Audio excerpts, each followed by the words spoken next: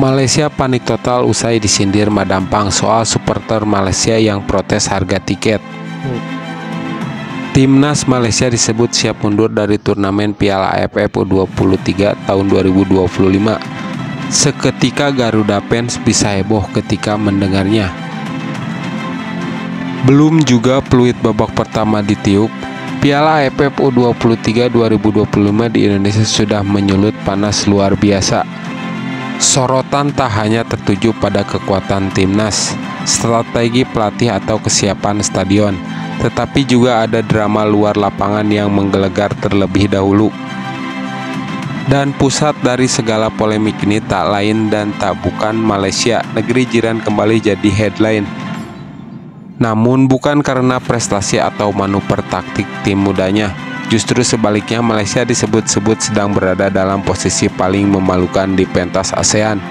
Setelah sebelumnya memprotes harga tiket laga Indonesia versus Malaysia di Stadion Utama Gelora Bung Karno.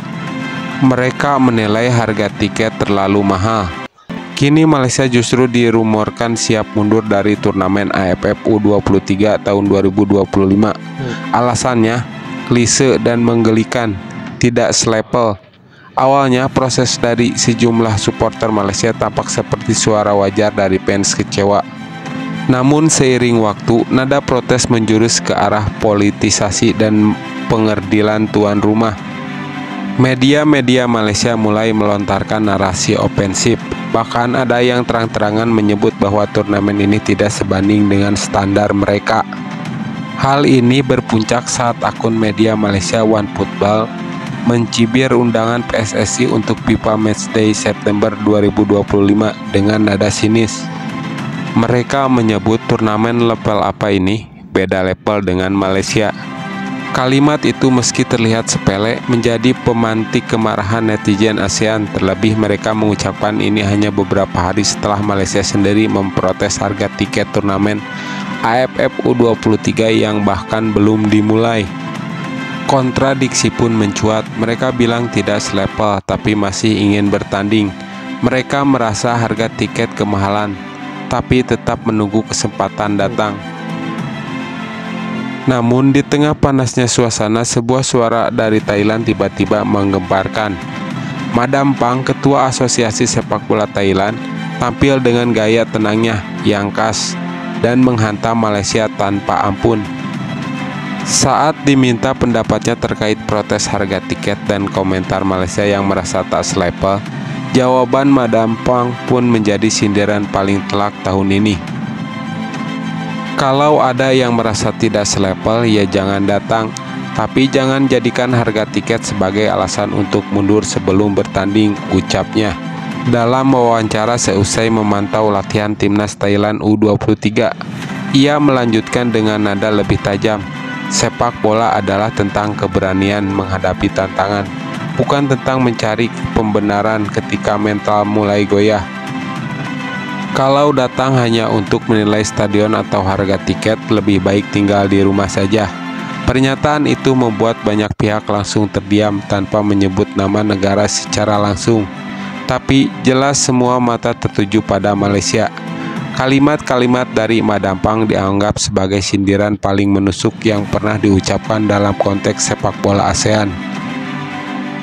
Dan benar saja, pasca sindiran itu beredar luas, beredar pula rumor bahwa Malaysia tengah mempertimbangkan untuk tidak mengirim tim U23-nya ke turnamen yang dimulai pada 15 Juli mendatang. Kabarnya, keputusan akhir akan digodok dalam rapat internal PAM, Asosiasi Sepak Bola Malaysia, dalam waktu dekat. Beberapa petinggi federasi merasa kehadiran mereka di turnamen ini justru hanya akan mempermalukan diri sendiri. Baik karena tekanan publik Indonesia yang luar biasa maupun karena posisi mereka yang sudah terlanjur lemah di mata publik ASEAN. Di sisi lain, timnas Indonesia U23 justru melaju kencang dalam persiapan. Di bawah komando Gerald Vandenbroek, ex-legenda Belanda dan mantan asisten timnas senior Oranje. Garuda muda dilatih dengan gaya Eropa yang penuh disiplin dan filosofi taktis. Sejak pertengahan Juni, Pak Nanbrook memimpin pemusatan latihan intensif di Jakarta dengan 30 pemain awal yang kemudian dikerucutkan menjadi 23 nama pilihan terbaik.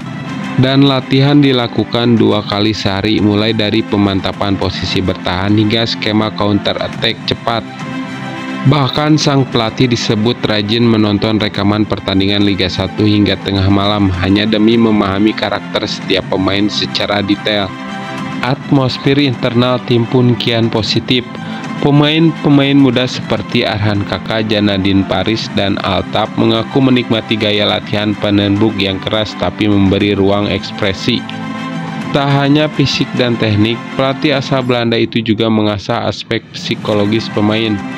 Kalian tak hanya harus siap menghadapi lawan, tapi juga tekanan dari 77.000 orang di GBK, ujarnya dalam sesi motivasi kepada para pemainnya. Sementara itu, jadwal Indonesia di fase grup sudah dipastikan. Timnas Indonesia akan menghadapi Brunei Darussalam pada 15 Juli, lalu Filipina tanggal 18 Juli dan Malaysia 21 Juli tahun 2025 jika mereka tidak jadi mengundurkan diri. Semua pertandingan akan digelar di Stadion Utama Gelora Bung Karno dengan tiket yang ludes terjual sejak seminggu setelah dirilis. PSSI memang menawarkan paket tiket 3 laga dengan harga antara 500.000 hingga 1,3 juta. Harga yang dikeluhkan Malaysia tapi justru diserbu habis oleh fans Indonesia.